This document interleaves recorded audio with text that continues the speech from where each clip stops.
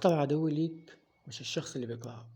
في قرية هادية بمحافظة الدقهلية، طفل عنده 5 سنين اختفى في لمح البصر. القرية كلها قلبت الدنيا عليه، وجارتهم عزيزة كانت أكتر واحدة بتعيط وتدور مع أهله. لكن الصدمة اللي ما كانتش على بال حد إن إسلام ما كانش بعيد.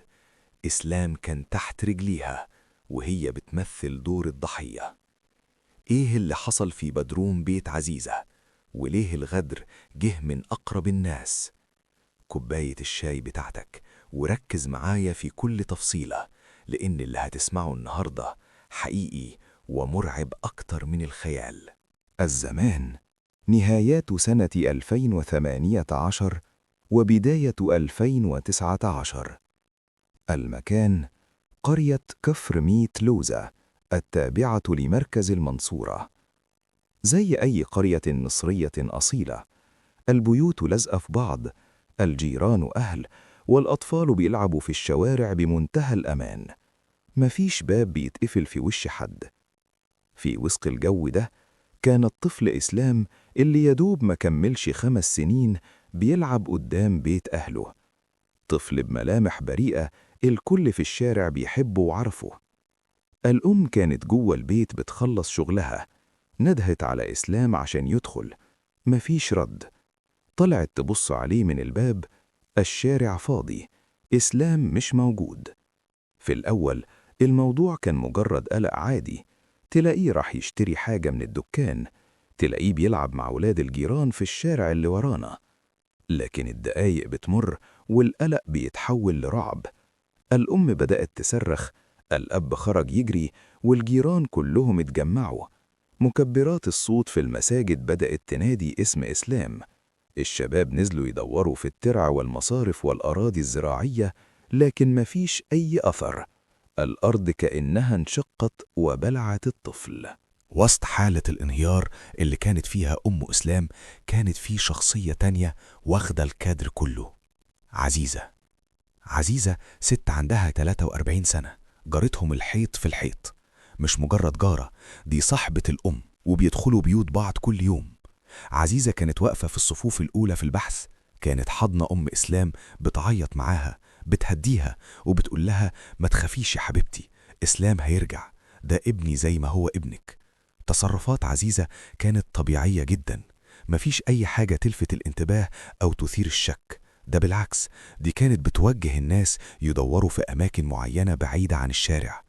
في علم الجريمة، المجرم أحيانا بيحب يكون قريب من مسرح الحدث عشان يراقب التحقيقات ويطمن إن مفيش حد شاكك فيه، ويبعد الشبهات عن نفسه بتمثيل دور المنقذ.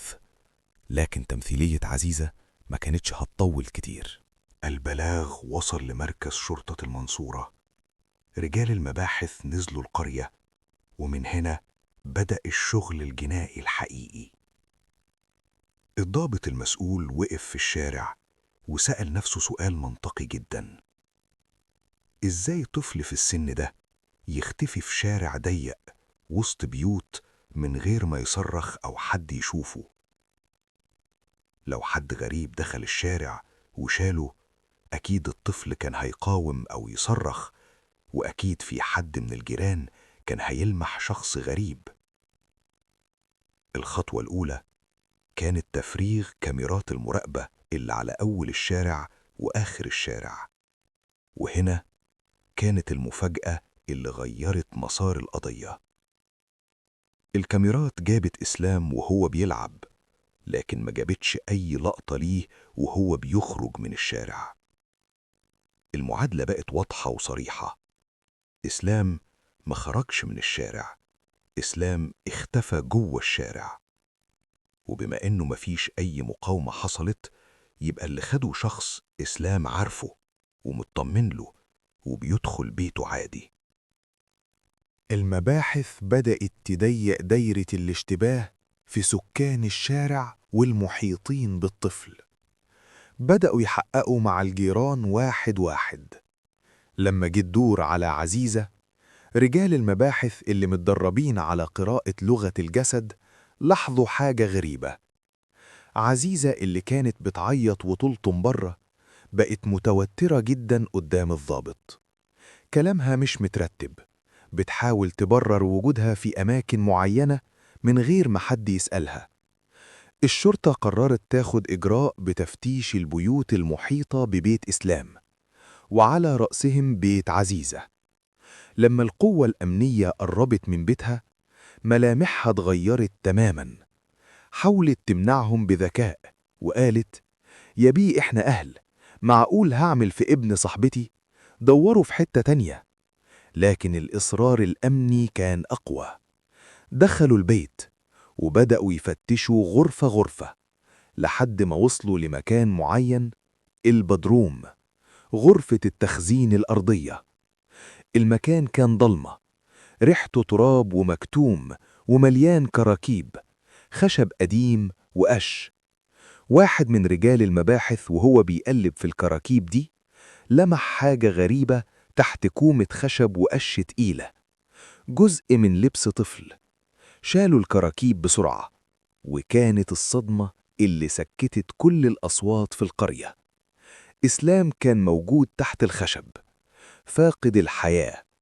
مفيش أي آثار لسرقة، مفيش أي سبب منطقي للي حصل، بس مجرد أنفاس مكتومة. في اللحظة دي عزيزة وقفت مكانها، مفيش دمعة واحدة نزلت من عينها، وكأن القناع اللي لابساه وقع على الأرض واتكسر. في غرف التحقيق وبعد مواجهتها بالأدلة، عزيزة انهارت واعترفت بكل حاجة. السؤال اللي كان بيتردد في عقل كل مصري تابع القضية دي: ليه؟ عشان فلوس؟ عشان طار قديم؟ الإجابة كانت أبشع من الجريمة نفسها. الدافع كان الغيرة والغل.